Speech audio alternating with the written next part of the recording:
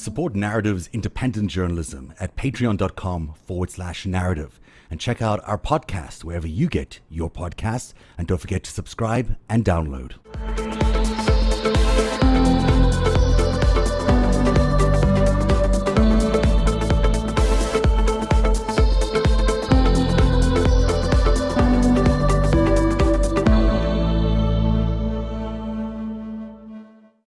Hey everyone, welcome to Narrative Live. I don't know about you guys, but I'm not a big fan of roller coasters, and the last few days have been a little bit much for me.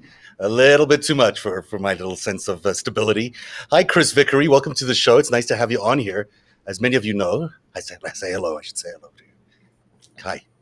As many of you know, Chris is the director of risk research at UpGuard, meaning he does a lot of analysis around cyber threats, intelligence, all that kind of stuff. And it's a good reason we have him here today, because we think there may be lots to discuss around that for the elections. Eric Garland is here. Hi, Eric. How are you? I'm good. Well, woo. Do you like roller coasters? Do you like roller coasters? Well, not yeah, these. Well, I'm here. Yeah, we got no choice.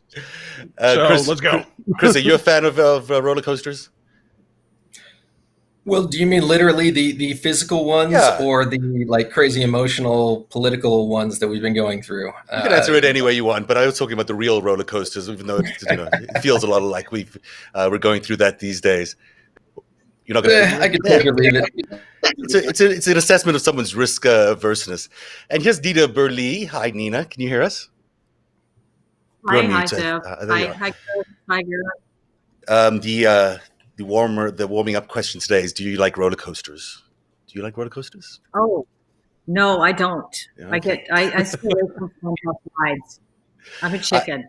I am too. I'm not a big fan, but these last few days have felt a lot like what I think a roller coaster must feel like, because everything's been going crazy every few seconds. So, I remember even election night, there was this feeling of, oh, yes, Biden's completely won. And then an hour later, it was like, no, he hasn't. And, of course, he has completely won now. We know that. But there are so many questions still out there, and such an incredible strategy that's being put out there by the incredible is the wrong word to use, by the Republican Party in terms of trying to move the goalposts of what it is to win an election.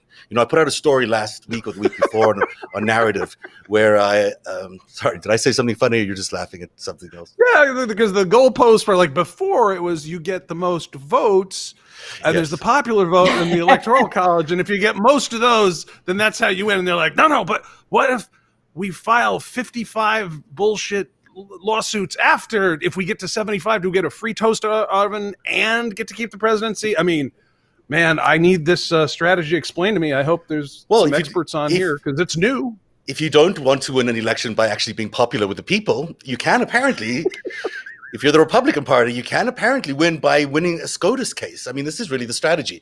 They believe that if they can get enough cases going, that one of them lands up at the Supreme Court, they have that bench completely stacked in their favor. They will win the election.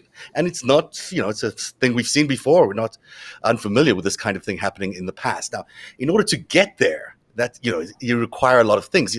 For one thing, they need an election that's really tight, an election that's really close. And we know that Biden's supporters showed up overwhelmingly, yet somehow Trump was able to pick up 8.5 million new supporters from the 2016 election. That's a phenomenal increase for someone who has been pretty much stagnant in terms of his popular opinion or his approval rating in around the 39 to 44% bracket there. So how does he do that? How does he stay that stagnant and still pick up 8 million new fans who stood in line and did all the things they needed to do to vote for Donald Trump on election day or in the days preceding? That's a good question. And that's why Chris Vickery is here, because Chris, it all smells a little to me. It just smells. I mean, I look at these numbers and I don't understand how it's possible for him to have got all those additional supporters. How does he find 8 million new supporters? It's a mystery to me. I don't know. I certainly agree that it smells fishy, but I think the reason that I am here is mostly due to the fact that I will admit there are ways to monkey with the U.S. election system. It's not foolproof. It's not disconnected from the internet. It's not as reliable as everybody makes it out to be. However, it's important to keep in mind that's not specific to this past election that is over the past 20 years. So it's not accurate to say there was no voter fraud, because I'm sure there has been some somewhere. It's weird that they want to make an issue about it right now, though. And I think it would be wrong to make it an issue of this one particular election rather than keeping it in mind and fixing the systemic problems. Also, the word voter fraud can mean many things to many people, right? I mean, if you asked Donald Trump what voter fraud, it looks like he'll say it's someone voting twice or a few times. If you asked others, it would be the electric manipulation of fraud. Some people will also say that what the U.S. Postal Service was doing was contributing to fraud this year. So, it's a pretty mushy word. But the one thing that I'm curious about is whether there was any tampering electronically. Like, was there anything done along the way as they were tabulating the data that would show 808 million new voters for Donald Trump? Like, is there something that could have happened, at least in that process of, hey, people voted, to people counting in the middle of that process? Was there a possibility that someone could have tampered with those votes? Well, yes. There's many touch points where somebody could change things, alter things, influence things that would then be accurately described as no longer authentic. That's part of the problem, is that there's so many of these places to inject falsehoods and manipulation tactics that it's hard to keep track of all of it. And being met with a wall of denial for years and years about these concerns has been very disheartening. Mm-hmm. The leader of the Senate, McConnell, was out there yesterday saying there was no foreign intervention this year in this year's election, as there was in 2016. Now, he said it very carefully, and he parsed to two different quotes by two different officials. But meaningful, right? He said meaningful, and he also said foreign. I mean, it's quite possible there are domestic players just as good as the foreign players who could be tampering with the numbers. And maybe they have done so for longer than just this election round or the one before that. But he's got Gang of 8 clearance, and he knows goddamn well that we had Cyber Command was blowing up, all these different operations in different countries. He knows we've slapped sanctions on Iran and stuff. No, I mean, there was no meaningful. What? It didn't get your boy reelected? Is that that's your favorite kind of foreign interference? And you didn't have that this year, the kind that works. Yeah, there's just no pleasing some people. There is plays directly into what I predicted would happen following the 2016 election. That was when it was demonstrated, and now domestic actors are saying, "Oh my God, that does work. What did they do? Okay, let's start doing that ourselves." And they pick up on it and they start doing it domestically when it initially came in and was demonstrated by the foreign adverse entities. Right. You no longer need Russia to do it from St. Petersburg or wherever. They might be able to just have taught someone here. How easy is it? I mean, you talk about it being, there's multiple ways of getting into the system, but how easy is it? Is it something that, a high school student could do, or does it require a certain amount of technical know-how? It takes time more than technical know-how, although technical know-how does help. I have come across myself individually over the past 4 or 5 years more than enough authentication, credentials, logins, and general access just being left out on the public internet that I am confident, and I've said this multiple times, that I could choose any particular state and guarantee the winner of it. I am certain over 4 years as an individual with what I have come across, I could have chosen the winner of any one state. I'm not willing to go further than that, but... Yeah. Well, you could have selected anybody? You would have... Or does it have to be someone who's Mickey Mouse in? I'm certain for one of the 50 states plus, DC, really? Whatever territories. It obviously would have been caught very quickly and possibly not ever, mentioned outside of the initial area that I chose to have it reported in. But I'm certain I could have. I mean, I've seen the insides of ESNS's network for Chicago back when UpGuard came across that data breach. Mm-hmm. There were plain text credentials. There were email logins. There was tons of things that you can pivot from if you understand how technology and the cyber work, and go from there. There's really no limit to what could be done with a really skilled team with time on their hands. And that's, go ahead, Nina. What doesn't MIT and Stanford have some kind of elections security investigation process going on? It's been going on for a while. Why are they not studying this? Are they only studying the disinformation, misinformation chains? Well, I believe the reports that I've seen come out of the entity you're talking about raises plenty of concerns about the voter level hardware, as well as theoretical problems and all. But they have never had they've never had things like ES&S database backups in front of them, just handed to them with credentials and mappings of all the networks. They've never had that, as far as I'm aware, just laying there in front of them. And that has been made available on the public internet in the past. It was secured, thankfully, when we found it, but it's been out there. Why are they ignoring it then, these experts? I don't think they're focused on one thing, and they're doing a very good job on the thing they're focused on, but it's not an all-encompassing, fully comprehensive situation where they're looking at all the angles possible. There's also a thing where people don't want to discuss they don't want to criticize the system, right? So no matter who's in charge or who might be winning or who might be losing, there are people on the Biden front who don't want to be making accusations against the Republicans because it would ultimately hurt the credibility of the system itself and may hurt the credibility of their win. Is that an issue for people confronting these challenges? Yes, absolutely. That is an issue.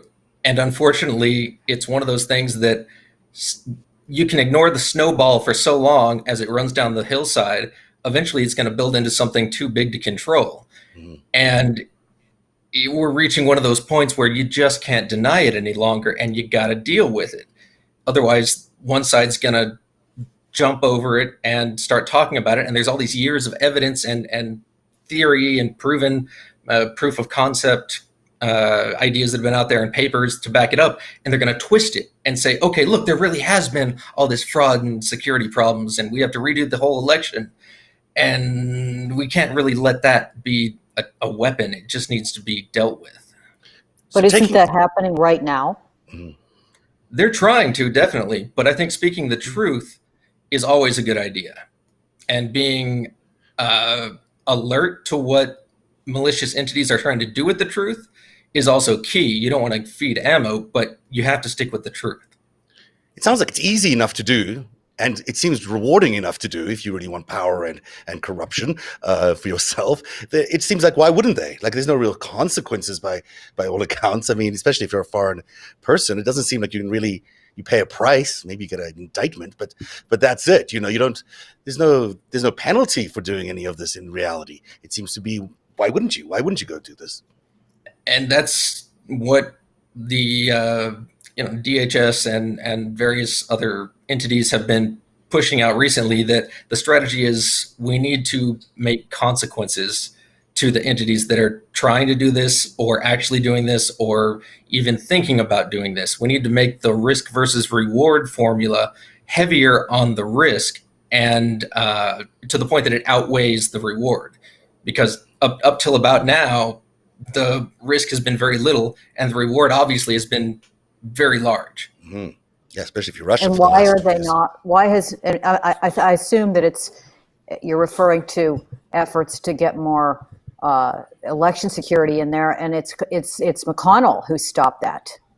Is that what you're referring to? McConnell has stopped that from happening.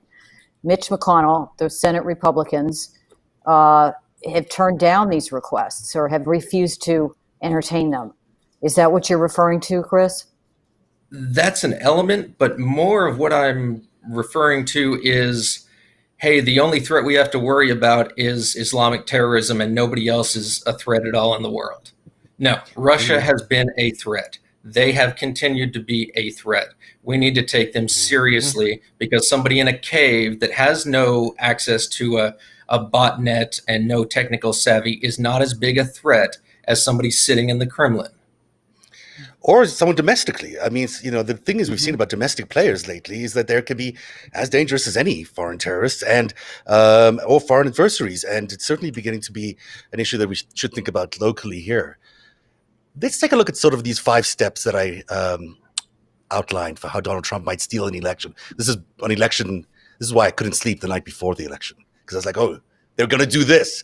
I started putting all the things that they've been saying, and I put it together in these 5 steps. But the one thing they started doing was first they messed with the ballots, right? They had Louis DeJoy in there at the U.S. Postal Service. We don't know quite the extent of how much damage they caused. Although, Eric, you were saying before we got in the air that you have some details about how widespread the USPS ballots sending was wrong, and how mail got misdelivered. Right. There was new data that was delivered to the District of Columbia Court under Judge Emmett Sullivan, who's been looking into the U.S. Postal Service performance all throughout this election cycle, trying to make sure that Louis DeJoy's outfit performed in certain areas. And if you remember his minute order, the places that Judge Sullivan was most interested in were swing states. Mm-hmm. And they were looking at hey, you guys need to go sweep these postal delivery or distribution centers. And the data is starting to come back in, and the difference in performance from places where there were senators who were at risk, and the polling showed them to be, quite weak and potentially, replaced this election cycle, thus maybe causing a real heartache for the Republican Party. Northern New England, which would cover Maine, Colorado, places of that, Florida, places of that nature. Pennsylvania was quite horrible. Pennsylvania and Texas, and the data is starting to come in of those very specific locales, the performance numbers of getting those ballots in, postmarked on time, in accordance with state laws, so that they would be counted properly.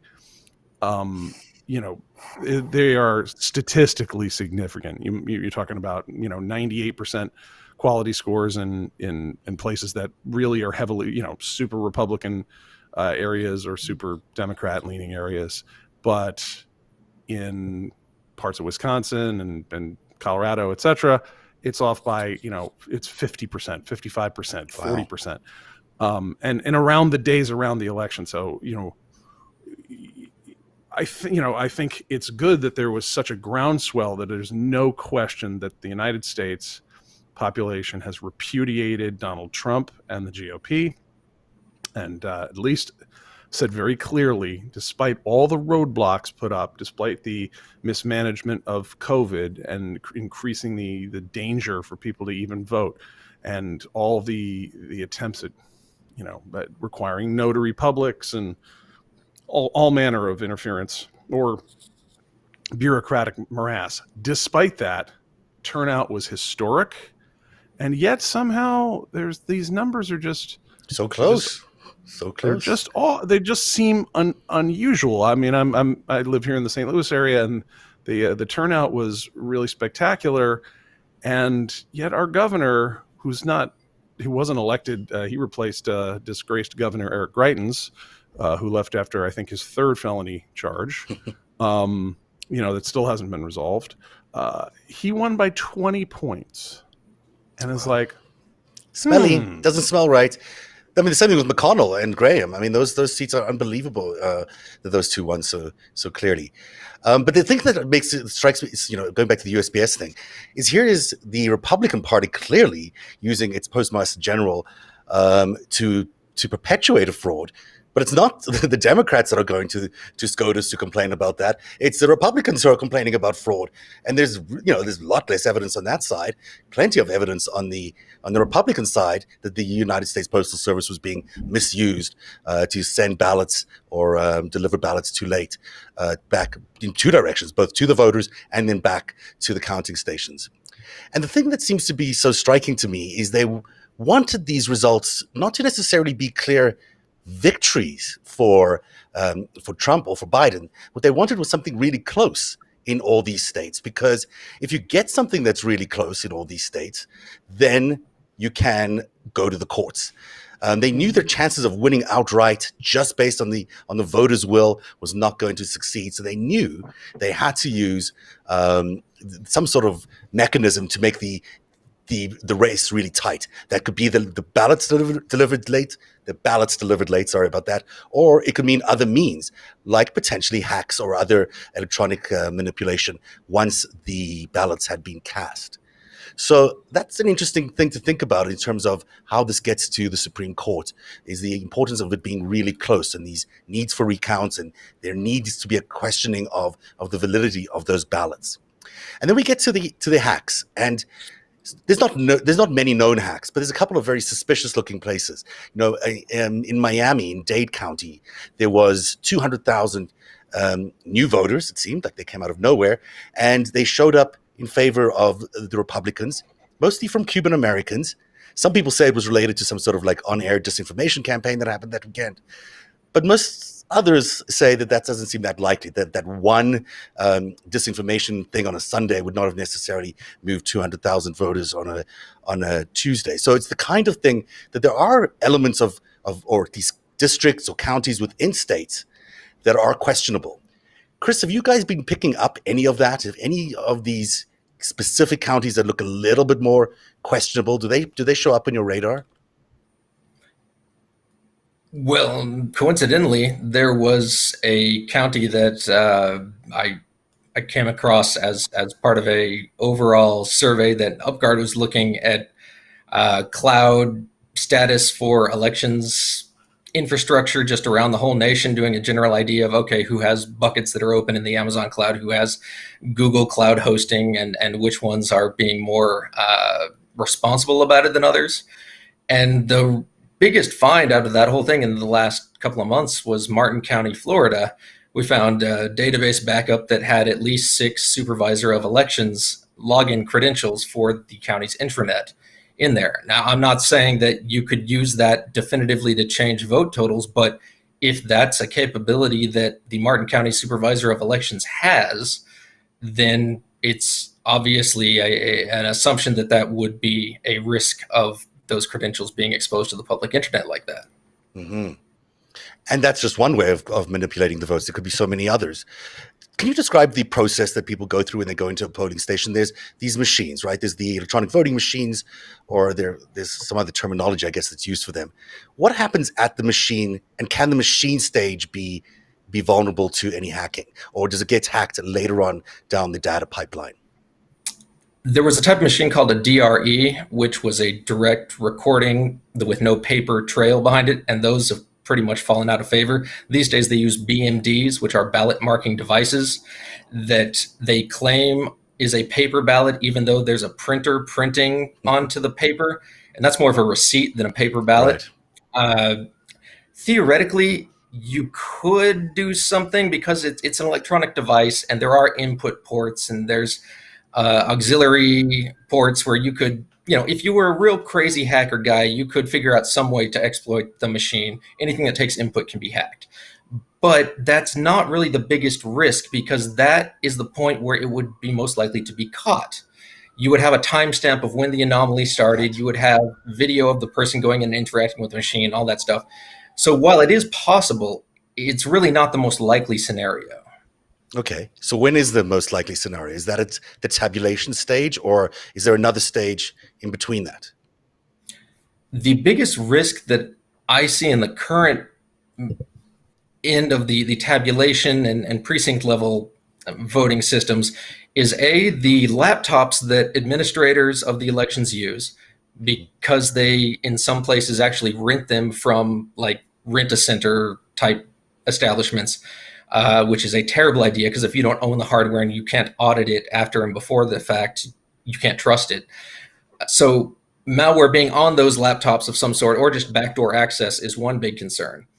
And then the other one is the wireless modems inside the central tabulation machines that send out the totals, because they're connecting through mobile towers, AT&T, Verizon, those companies. And there's a whole class of device called, they are known as stingrays, basically. They're interception devices that act like a cell tower. And if a device of that nature is close to the tabulator, it's going to connect to it because it's right next door. It's the best signal. And they can argue all day long that, oh, it's encrypted and nobody could change it, blah, blah, blah. But you can't prove that. And the ability to intercept that signal does exist. The ability to modify traffic does exist. It's just a question of the risk versus reward calculation for any particular location. What about built-in backdoors? Is that a situation that does that exist? I guess we don't know because that's the point behind backdoors. But is there a threat to the whole election system just based on an unknown backdoor or something that's just, we haven't caught yet or can't see? Humans are seemingly unable to develop software without putting backdoors in it. This is seen over and over and over again especially with small home office router type devices. These companies, the biggest names in the industry, keep getting popped with people finding undocumented backdoors in the firmware, in the software, in the device itself. They just seem incapable of developing them without putting in a secret way to get access. Mm-hmm. So it could be. Likely is, especially if it's a foreign country. I mean, you've got someone like a Russia or, someone with a very developed infrastructure, even China, who makes a lot of this stuff. Why wouldn't they put a backdoor into these devices? It seems almost standard. The risk of being caught is the only reason I can think of. And, ironically, the ES&S manufacturing place where they birth all of the elections machines, or at least 44% of the U.S. market, is in the Philippines. And they get shipped through Shanghai. And then they arrive in the U.S. after that. The ES&S claims that, the final installation happens at our central U.S. warehouse or whatever, but I'm more interested in where you're sourcing it from and where it's born and what firmware already exists before you get it and put it together. And they go out of their way to hide the fact that it comes from the Philippines. Well, I'm sure it's, these bastions of democracy. Wow, that's really interesting. I had no idea about that they originated from the Philippines. I want to just run through. Well, actually, you guys want to jump in with a couple of questions or comments, Nina or Eric, and then I'll jump back into the results and see how we can learn a little bit about whether there's some fiddling going on. Oh, well, I have a I'm not a techie, so I have a question for Chris. Why must the vote, the tally, be attached to the World Wide Web? Is there no way to vote without making it vulnerable to this, worldwide system? Can't we just count paper ballots again? I mean, other countries do that. We easily could. Easily.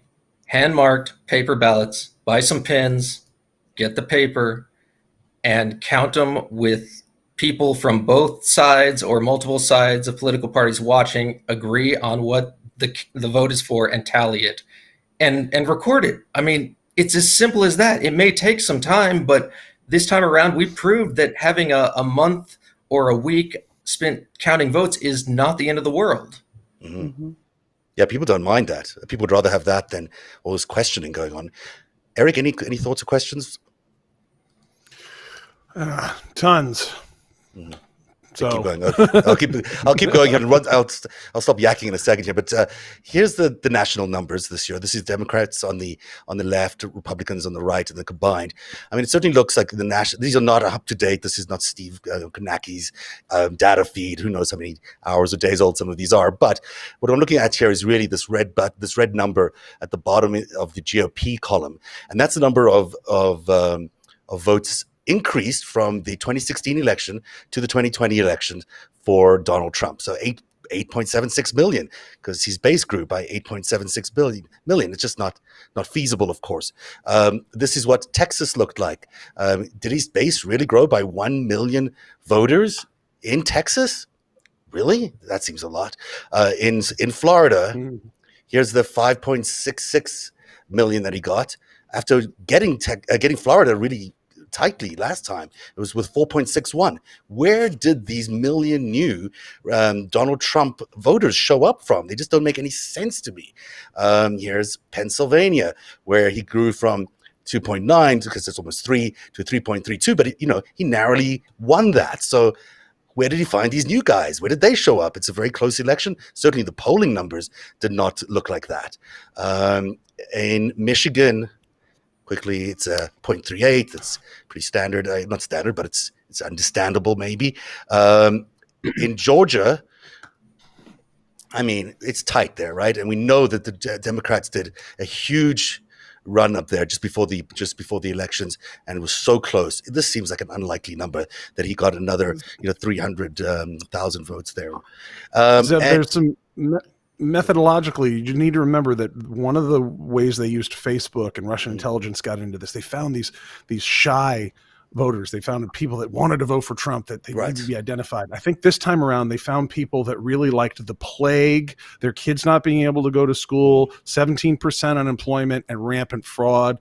They must be out there, I guess. They have these maybe we'll learn about it later, and that's maybe the millions of people who showed up. Sure, it's a bigger election. A lot of people would have shown up, but there's a lot of reasons that you could justify it. But it just seems like he's the most unpopular guy in the world. He's busy killing people around the country. He's got, his super spreader events are enough to freak anybody out.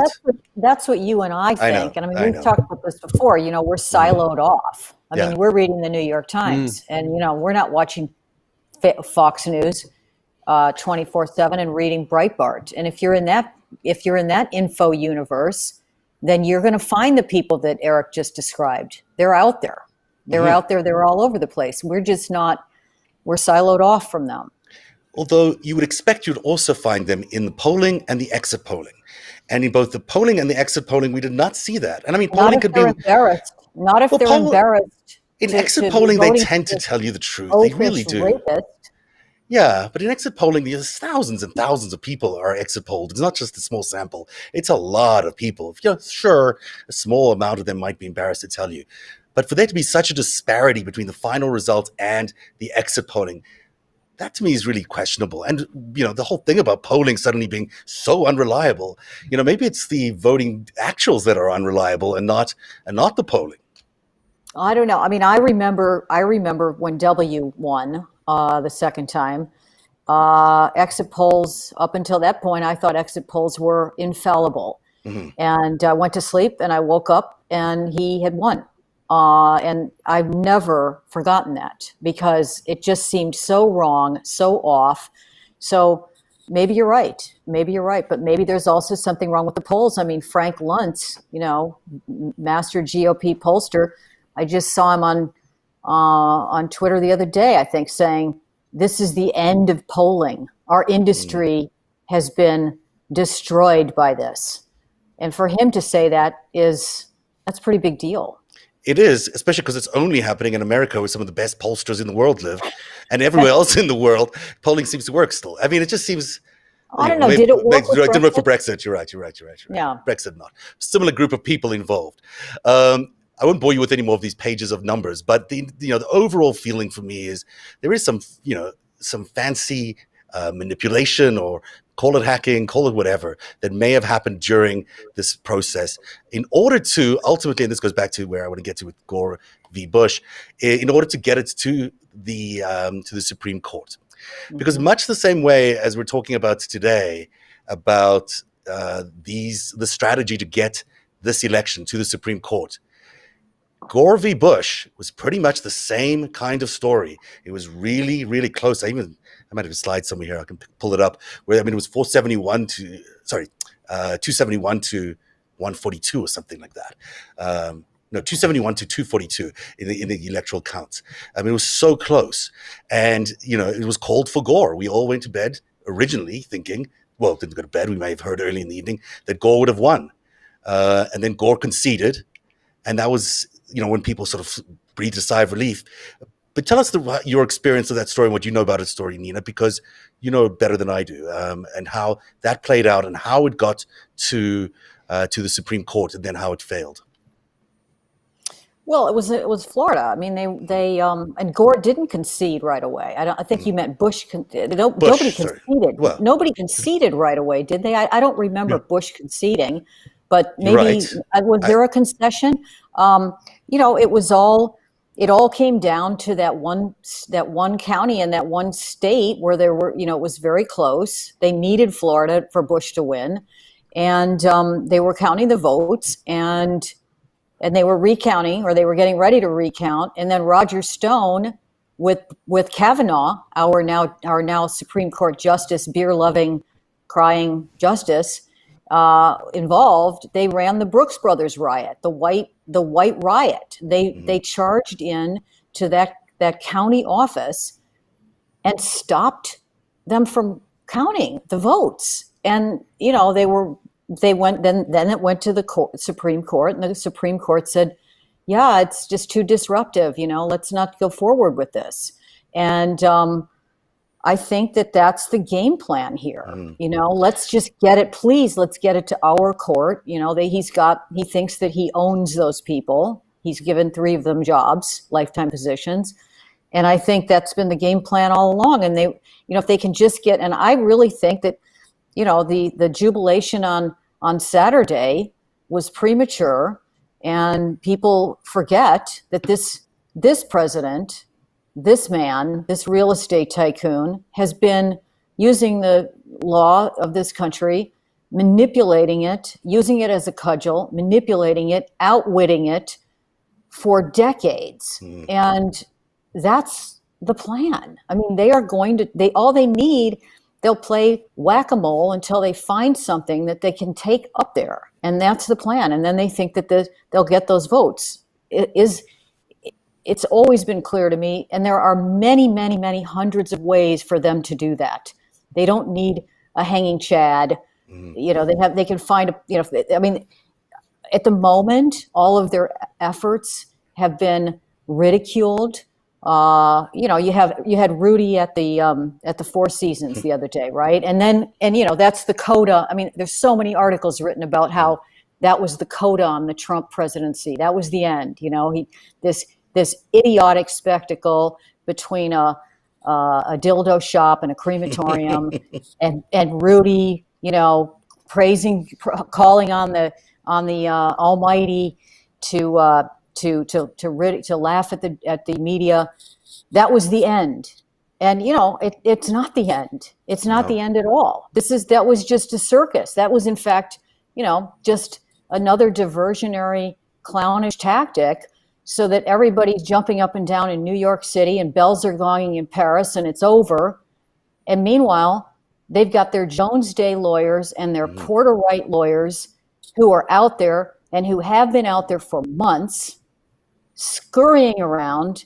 They know exactly what bureaucratic levers that they can push. They know exactly what they need to make that happen. They have been out there, scouring these states, waiting for this moment. And now the plan is in place. And that's why you get Barr opening it to the feds. Exactly. I mean, it's this is not something they planned this for a very long time. They're not just going to give it up because Rudy got in front of the, and in fact, I mean, that may well have been just some clownish diversion, yet another Trumpian clownish diversion, and everybody laughs. And then the next thing you know, the Supreme Court is going, "Oh, sorry, we're going to have to let these state legislators decide this," and boom, everybody's going to be surprised. And it's just the Trump playbook. It's never been any different. They don't actually even need to win the cases going up. They would be quite happy to lose the case in the federal court. What they need is a reason to appeal it. They're running out the clock. Yeah. All they need is a reason. Yeah. That's what he does. Yeah. And they need to appeal it so they can get it to the Supreme Court. So it could be anything. They could lose the case and then they'll appeal it on some technicality, and then it'll go up and up until it gets to the Supreme Court. So people who are looking at these cases and saying there's no case in the cases. Yeah, there's no case there. That's not the point. The point is to get it to the Supreme Court. And when it gets to the Supreme Court, there are 3 judges on there that were formerly involved with the Gore v. Bush case, in fact, on the Bush side, including Amy Coney Barrett, who's now the new justice sitting there. It's not going to be a fair hearing. It's just not. We know it's stacked 6-3. We know it's stacked that way, and we know it's going to be a challenge for the Democrats to win in that court.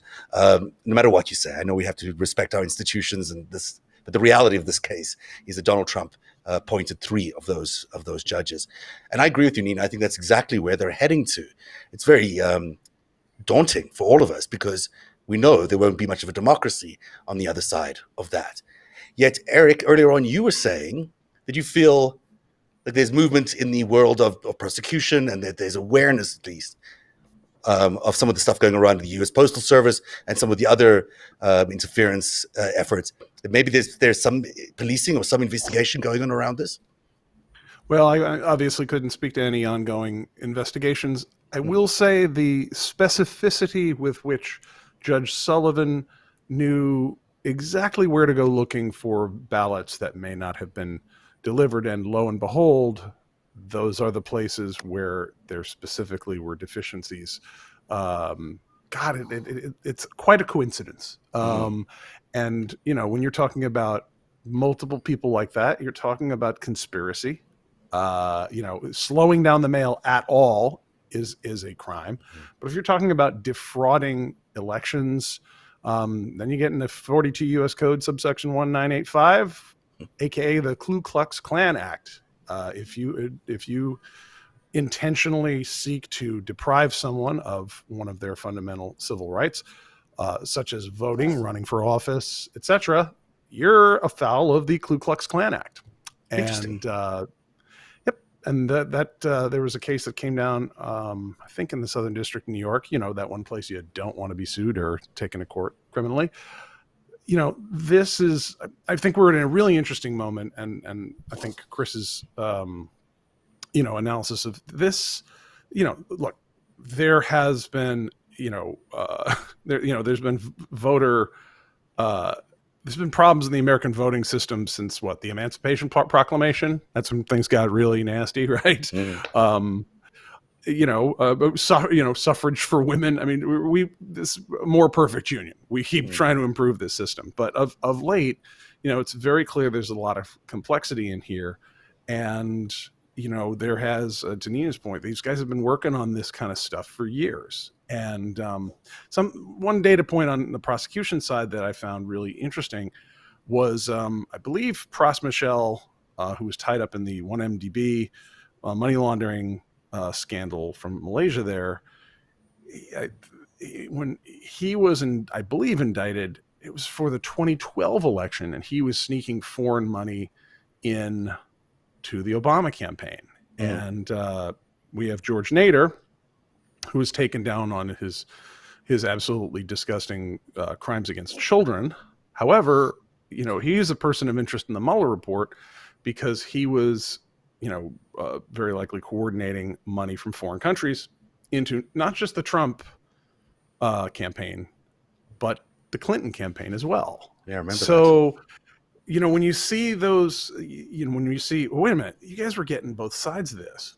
And if you remember, you know, in another operation, you got, go back to 2016 and think of Roger Stone, who started in October. You got this chorus of, it's rigged, the whole thing's rigged. This is before Trump accidentally, they pushed it over the line and he won. You know, they were starting to say the whole thing's rigged and that's going to be stolen. And Roger Stone said, if this election is stolen, then America's going to turn into a bloodbath. And, you know, the whole point was to, you know, if you look at all these glitches that happened, and then you look at some money that may have gone to the Clinton Foundation, as you know, forget the Trump stuff. We know, I mean, he took money from the dictator of Egypt. But if you get both sides, and you know, Trump was really, you know, a tool of the Russians, and then Hillary's got her bad stuff. If you're like a libertarian billionaire and you just want to do away with this butt pain called democracy, that's how you do it. You make it all look bad. And maybe that's why you get help from your friends, the Russians, because that's what they want to do to the West. So they can justify it with their own people to go, you and democracy, look at how democracy turns out. They don't have real elections either, guys. They have oligarchs too. So how about just shut up and here's some extra vodka. Absolutely. The you know, two things you mentioned, the suppression of voters, when you talk about that Ku Klux Klan bill or that law, boy, the amount of suppression that went on, especially in places in the South, you know, in Kentucky, where Mitch McConnell got reelected, there was one polling station, I think I don't want to mispronounce the fact, but there was so few polling stations in the black areas and so many in the white areas that it seems to me like it was an organized effort to suppress the votes and make sure McConnell won. Even though, for about 140 years. Yes. yeah, so about 140 years. Exactly. But, this stuff has been going on and has become institutionalized in a way that's, acceptable. But we don't connect the consequences of those systems because, had Bush not won at the Supreme Court, Gore would have won. Gore would have won that election. And then we might not have had 20 years of war or whatever it is that Bush led us into right afterwards. No ISIS, no ISIS, all these things. 65 million refugees in Europe, and no need to elect a nativist Donald Trump. Incredible how consequential that theft was, and that it was a stolen election. I don't even know if this one can be compared to that in its consequence. It was unbelievable. We won't know really until the next 20 years, and who knows what they have planned. Certainly, if anything, the last 4 years is anything to go by. This is not going to be a kind future to America if Donald Trump remains in power. So it's not these. It would sound so limited to just polling stations and data, and does it really matter if a few 100,000 people vote a different way or disenfranchised in a certain area? And it does matter because elections have consequences. And here we are stuck in a situation where there is a machine about to get us to the Supreme Court with an election that seems clearly won by Joe Biden. Are we, I'll say that, not as the we, but as are Democrats acting in the right way by just standing back as they are doing right now and saying, we're legitimately won this. Those cases have no right to proceed, and they're bad cases. Or should they be doing something else? They should be calling a general strike. They should be boycotting Amazon. All of these. I mean, the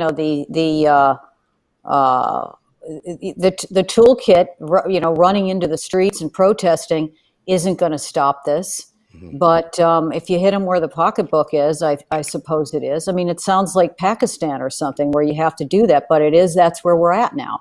I do want to say one thing about the Ku Klux Klan voter suppression law. I mean, we're pretty bleak here. I mean, everything that we're saying here is pretty dark and pretty bleak, but we do have to give credit to the Democrats for, where they did play by the rules and managed to do, like Stacey Abrams in Georgia, just mind blowing. I mean, that 1 million voters, I think she signed up who'd never voted before. I mean, against all of these chicanery and these odds against them, these people have been brought forward. New voters have been brought in, and this is why the tricks are getting more and more overt and outrageous, and this is why we have the entire Republican Party getting behind this outrageous thing. You have lawyers who are white shoe lawyers getting involved in this game because they absolutely have to maintain this system of voter suppression, especially in the South. And if they could pull that off in Georgia, now I don't know, I'm sure they're going to try to steal those Senate seats. They are. Even with those people elected.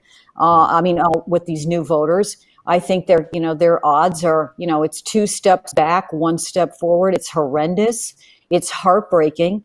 But I think that I think the writing's on the wall for these people. If they can't, they have to absolutely destroy the system because the demographics are not on their side. And, what if that starts to spread in North Carolina and Louisiana? They lose the South. They start getting black voters out there in large numbers. And, this is what the whole Civil War was fought over. Mm-hmm. They knew in the state of North Carolina that there were more black people by 3 to 1. They had black slaves that outnumbered white people to such an extent that they were going to lose everything.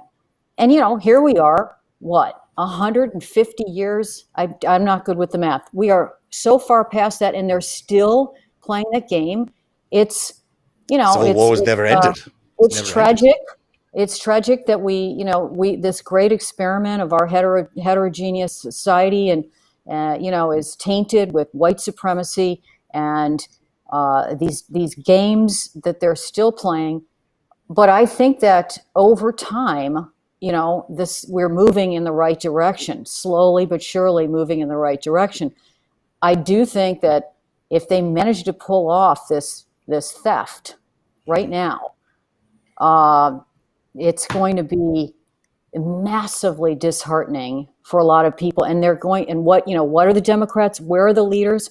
They are going to have to call a general strike. They're going to have to boycott all of these Silicon Valley, hit them where the money is. People stay home. Don't go to work. Don't get on the airplanes. Have to stay home anyway because of the pandemic. But I mean, shut it down. If this trend continues, we might have two people claiming to be president at one time come January. And it's, sorry, yeah, go ahead, Chris. No, it's like Ukraine. It's like Belarus, or, it's insane. That's what they want. That's what Russia wants. It wants basic civil chaos here. And that's what they'll get if this happens. Go ahead. There's a silver lining on that demographic angle. On September 11th, 2001, I was 17 years old and in high school. My generation was never fooled by the phony Republican narratives that have been pushed down people's throats. And we are coming of age where I am old enough to actually be president if I was elected. I am 36 now. You only have to be 35. And the people that see through it, that whole generation is now old enough to be the president. And they are in so much trouble because we don't buy it. Yes, here we are. Here's the thing. Look, we've got a few weeks before these votes are actually certified.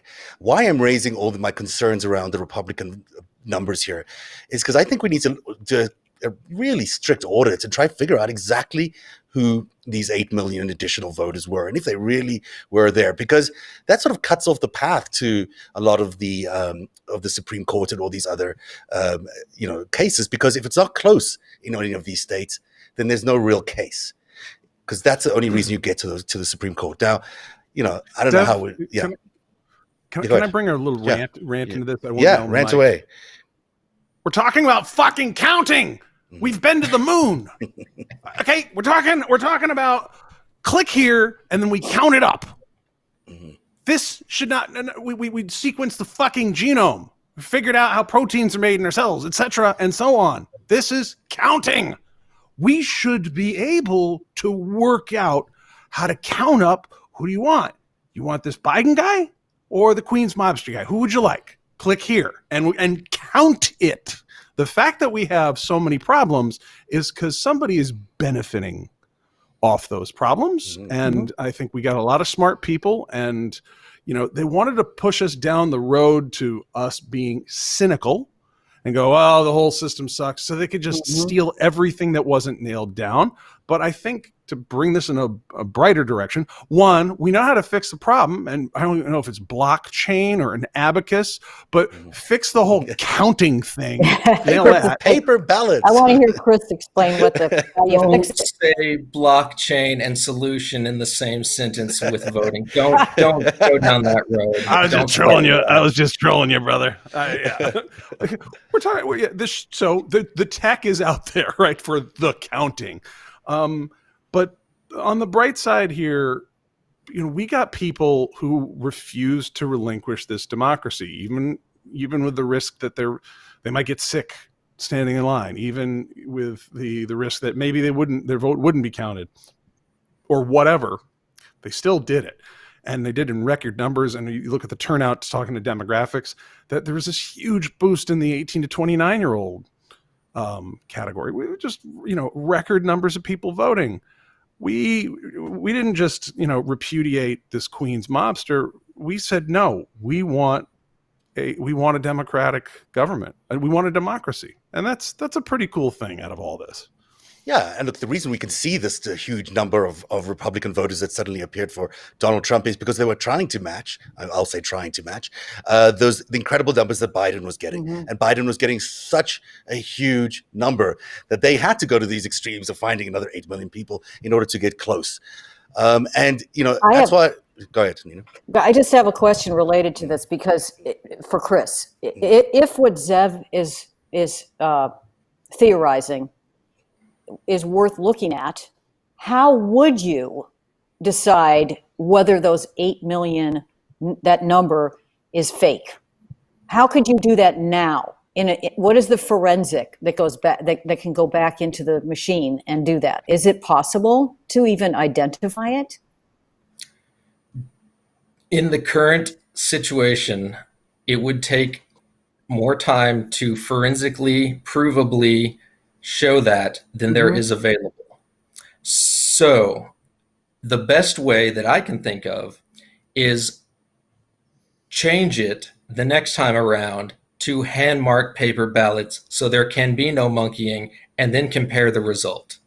You will see a huge disparity between electronics, which can be programmed to lie, and hand-marked paper ballots. Wow. Right? If you don't want to wait till I next hope you time, get a chance to testify on the Hill Yeah. when the Democrats take back over. But they may not want it either.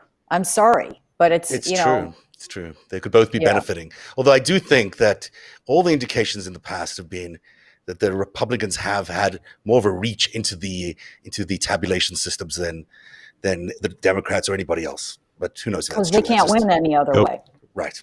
Exactly. Well, let's not forget 1960 and go back to some of the Democratic cities and the potential influence of organized crime. It's I'm not saying that this is an equally Dem problem today, but there's a rich history of messing around with voting. Let's just figure out how to count Right. and nail it down. I like the paper ballots. Mark it here, maybe through and then maybe we can't go back and redo this election. But let's do next one and see if it gets a whole lot more accurate. Mm-hmm. I really don't know if we'll have another election. Honestly, if Trump lands up in power, the odds of another election are just so slim. So slim. Roman Because he's Empire. walking away with this one. Yeah. I mean, it's just, we're not going to be in that situation where our institutions can survive another 4 years of this guy. I mean, we're already just stumbling to the finish line here. It just seems so hard to imagine what everything would look like in 4 years from now, without NATO, without our allies, without, it's who knows, without any coherent coronavirus plan. I mean, who knows what this country is going to look like within a year. And so, I hope there's a way to figure this out now. But if not, I think the more we can highlight this obvious narrative by the Republicans to try and steal an election. They did not try to win this at the ballot box. They are trying to win it at SCOTUS. SCOTUS is completely biased. We cannot afford to go down this route. We have to find another way, or at least expose this as narrative as being pretty, cynical and vastly undemocratic. This is not what democracies are meant to be about. Final thoughts for everybody. Anyone want to go? Yeah, I think they did try, but they had no chance. Yeah, but then they did some craziness. So they did try at the ballot box. Did they try? I don't know if they really tried to win at the ballot box, because maybe they would have figured out a coronavirus plan that would have been a little less deadly, amongst other things. I don't know if the Republicans tried, but who knows? Well, if you try and you only have a 0.5% chance or 1 in a million shot, you're not going to try very hard. Right. Yeah, and all the prognosticators were saying that they had such limited chance. Go ahead, Eric. Well, as far as looking forward and potential scenarios, we look to leadership to guide us and to set the tone. It's one of the things we've been missing so terribly. And I know everybody watching this and everybody on this panel and everyone's exhausted from all this, which is why it was so great to see Joe Biden's press conference today. Because I was thinking about all these same things we're talking about here today. They're percolating in my head. And one of the questions came up, well, what do you say, Mr. Biden, about all these Republicans who may not agree that you're president and don't want to work with you? And Joe just looked into the camera and just said, they will. And then mic drop and takes off. I was like, that is what we needed. He seems, if Joe's cool, I'm cool. And they're playing the it point right, of leadership. Sure. Yeah, they really are doing a good job at playing it right there. Nina, any last thoughts? Well, I agree with Eric. I mean, watching Biden, he's calm. He's authentically human, which is so weird. I mean, watching the speech the other night. I mean, you guys may have already gone over this, but wow. These people are human. They act like humans. They look human. They interact like humans. And I'm still baffled at how the other side, you can look at the Trump family and think that's natural, normal human behavior. And that's for another day. But I just, I'm still, it's 3 days later, 4 days later, I'm still just sort of mind boggled by it. Yeah, and Biden's so presidential, so elegant. His family is so wonderful. Jill Biden is incredible. Kamala and her husband also terrific. I mean, there's just these are terrific civil servants and people who care about the future of this country compared to a bunch of grifters. I mean, it really is hard to imagine. And we're witnessing yet another attempt by these guys to steal our democracy. And, I don't know, I'm not a fan of mass protests. I don't think they will work. I don't either. And they're dangerous, I think, in this climate. But we have to find ways of being civilly, disobedient in a way that we can at least indicate general strikes, or general strike. Don't spend your money. Don't go out. Don't go to work. And I mean, it's and just until you boycott these big tech companies. Look, the big money can stop this in a minute. That's the other thing. Right. That's the problem.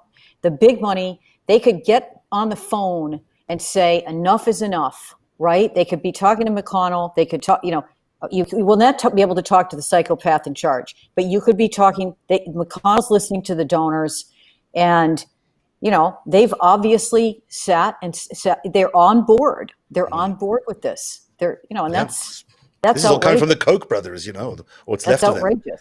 Yeah. Nate Silver, who many people have questions about, but still, Nate Silver said about the election results this year. He said that he found it a bit concerning, and it's an understatement, that there have now been significant polling misses in the same direction, not only in 2016 and 2020, but also in the 2014 midterms, though not in 2018, which I thought was interesting. So maybe polling only works some of the time in midterms and doesn't work during general elections, but just something to think about. There is something afoot with these numbers. And maybe if we can figure it out by the end of the counting, we might avoid this whole SCOTUS mess that we seem to be facing. Chris, I want to thank you very much for joining our little group here. Thank you very much. Your insight's amazing. Anything you want to close with? And you've got a conference you were going to tell us about as well. You've got, I don't have the slide, but you can tell everyone about it. Well, my employer, UpGuard, is having a summit in let's see, a couple of, it's going to be on the 16th here in the US, and you can go to upguard.com/events and read all about it. Are you hopeful about the future of elections in general and about this one in particular? I am hopeful and optimistic, especially after seeing this last one, and especially because I deeply understand the younger generation's understanding of how things work. And the older generation is not growing. They are slowly dying off. And pretty soon, they're not going to be the ones calling the shots anymore. And the a-holes are going to have a lot to pay for. Mm-hmm. Well, hope you're right. Thanks very much for joining us tonight on Narativ. This was a rush show. Just felt like we had to do something. And we'll continue to do something whenever there's a need. And we'll be back. Won't have a show this Friday, but certainly next Tuesday we'll be back up on Narativ Live. Thanks again for joining us, and good night, gang. Have a good night. Night.